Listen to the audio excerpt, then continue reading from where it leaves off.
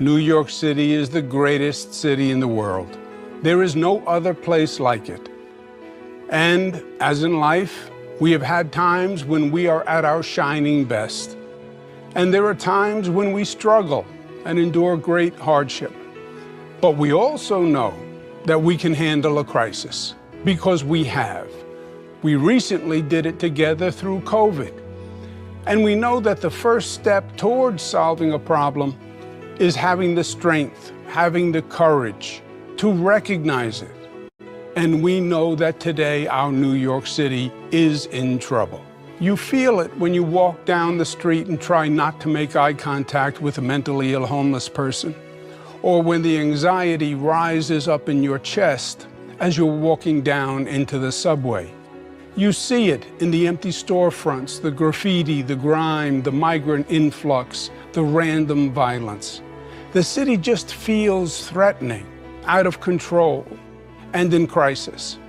These conditions exist not as an act of God, but rather as an act of our political leaders, or more precisely, the lack of intelligent action by many of our political leaders. But New Yorkers know the simple answer of what to do when there's a crisis in leadership. You lead, you act, you do. I had the honor to serve the public in every level of government.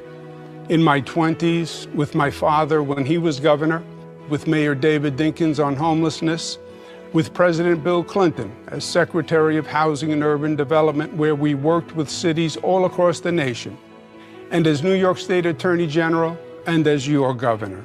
I know government can make a positive difference because we did. Was it easy? No.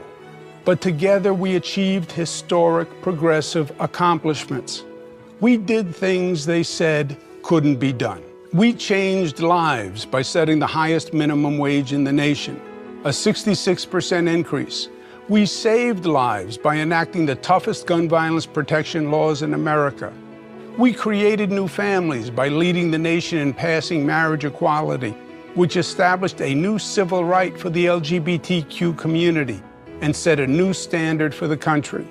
We created the best paid family leave program, enshrined Roe v. Wade into state law 3 years before Trump's Supreme Court ended a woman's right to control her own body, enacted the most aggressive green economy program in the country, and highest minority business participation.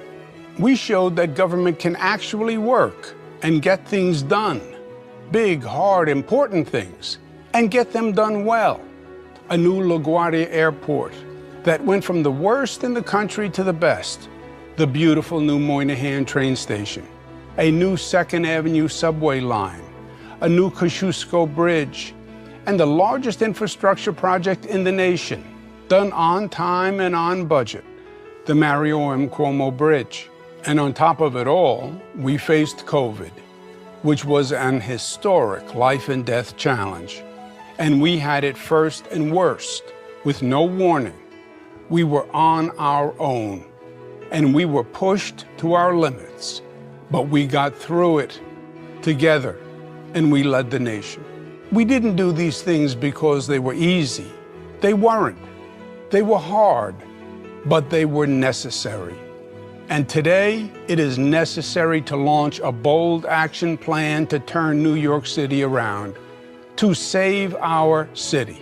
We now walk down the street passing homeless people living in garbage, and it's become so commonplace that we have become conditioned to think that it is okay, that there's nothing we can do about it. No. It's wrong.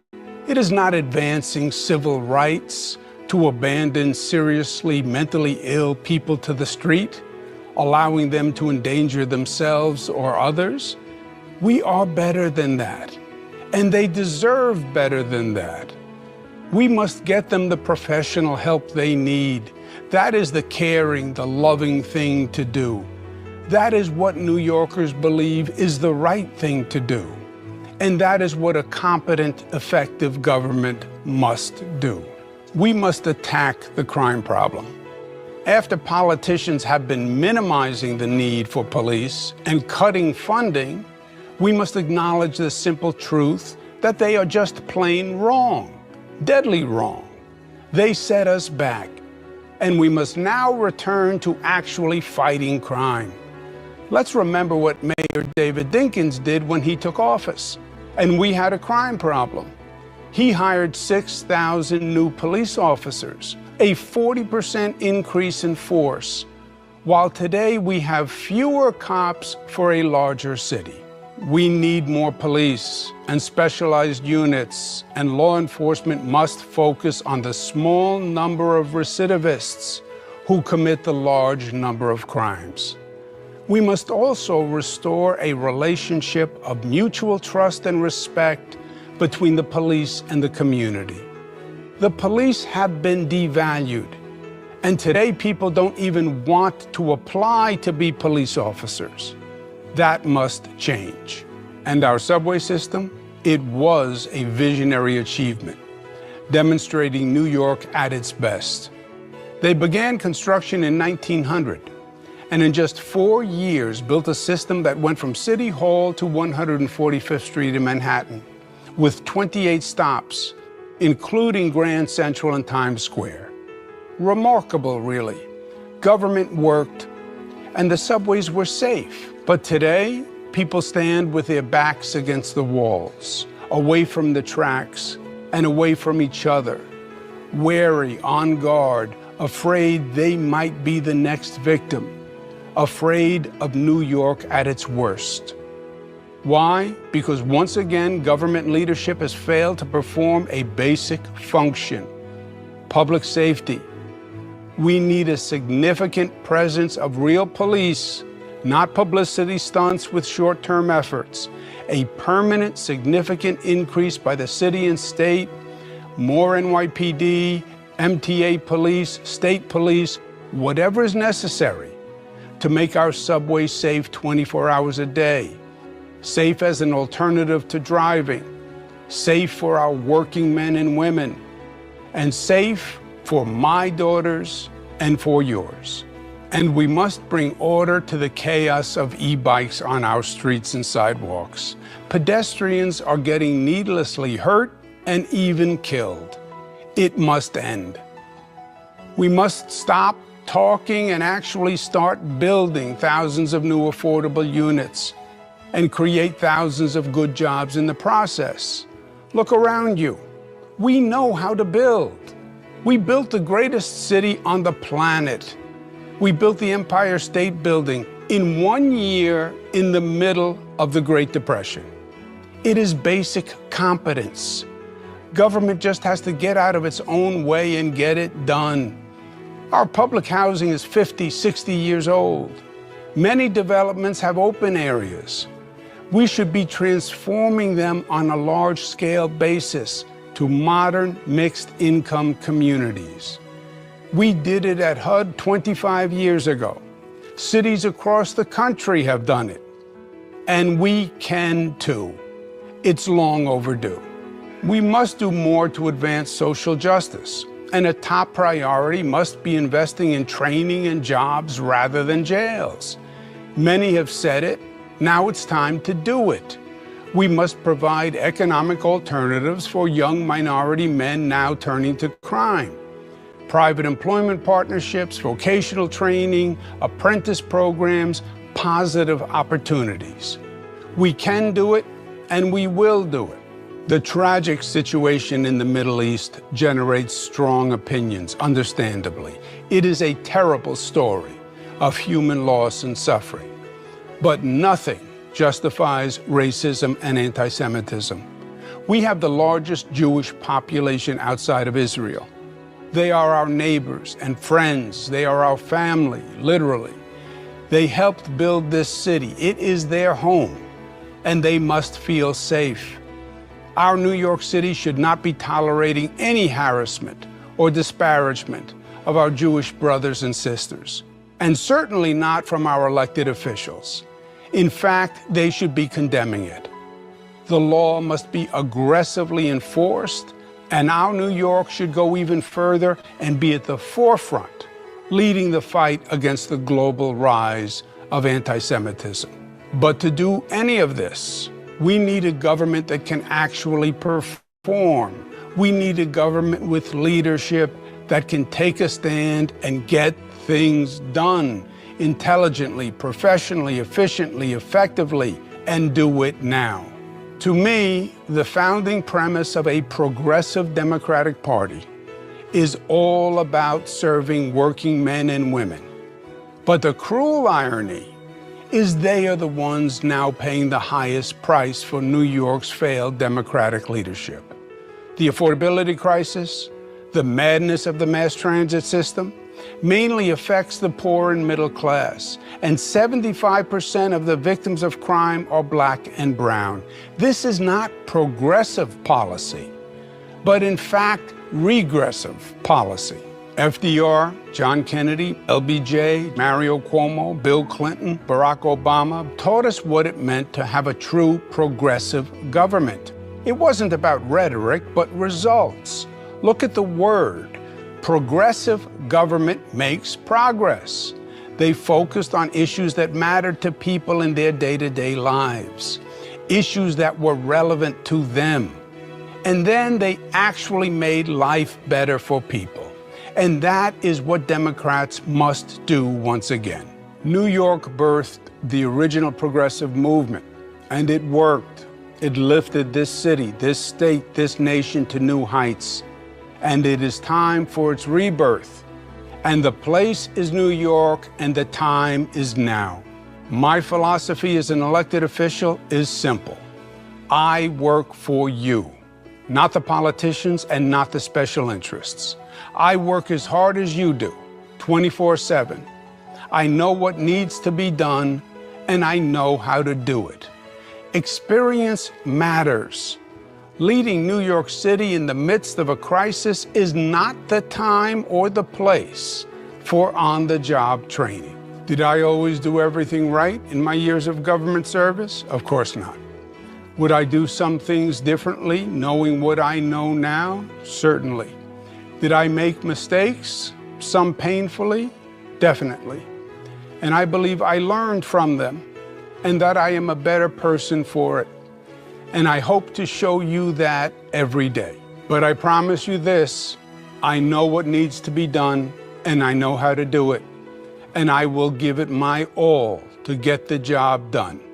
And it will get done. And I will work with anyone who wants to work for the benefit of New York. I will cooperate and collaborate on any and every level. I have worked with President Trump in many different situations.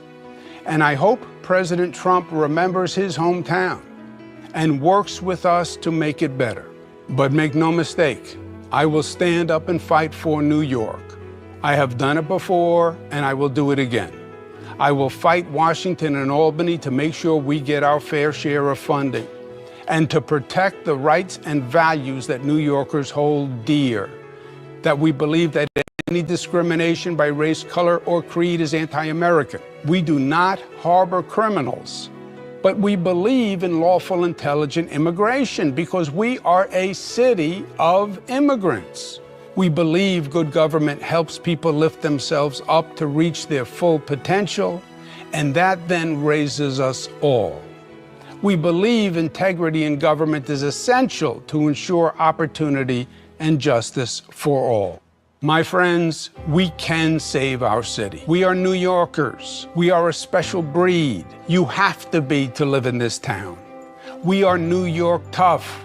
Knock us down and we get back up, and we are then stronger and smarter for the experience. That is who we are. We survived 9/11, the economic attack of 2007, hurricanes, floods, superstorms, deadly diseases. We are a people built from the greatest talents from all over the globe. We can do anything when we are together. But time is short, and we must do it now. We must do it not just for the sake of New Yorkers. We must do it because New York stands for something bigger. At this time when the nation is searching for its soul, divided as never before, questioning our democratic values, questioning the very role of government and the balance of power, New York must show the way forward and remind the nation of who we are, because it all started here. This was the epicenter. It is this country's past, and it forecasts the future. New York says that we can't run from each other, but rather we must turn towards each other. That our diversity is not a weakness, but in fact our diversity is our greatest strength. That our city brings people together from all around the world in one place, one dense place, 8 million people on 300 square miles, a cauldron of humanity, sharing ideas, celebrating cultures, exchanging experiences, exciting the imagination, creating a collective energy, a community with a spirit of inclusion, not exclusion, acceptance, not rejection, and love, not hate. Our founding fathers expressed their vision for America in 3 words: e pluribus unum, out of many one. We say it in 3 words: New York City. And that, my friends, is what makes this city unique. The place, the space that is the heart of the American dream and an international phenomenon. That is New York at its best. As the great E.B. White said, New York is to the nation what the white church spire is to the village, the visible symbol of aspiration and faith, the white plume saying, the way is up. I am not saying this is going to be easy. It won't be easy, but I know we can turn the city around. And I believe I can help. And that is why I announced my candidacy today for Mayor of New York City. I am a lifelong New Yorker, and I love New York. And I want New York to not only survive, but for New York to thrive, for my children and for yours. So now the only question is, are you ready to fight to save our city? I know that I am. Let's do it. Let's do it together, and let's do it now.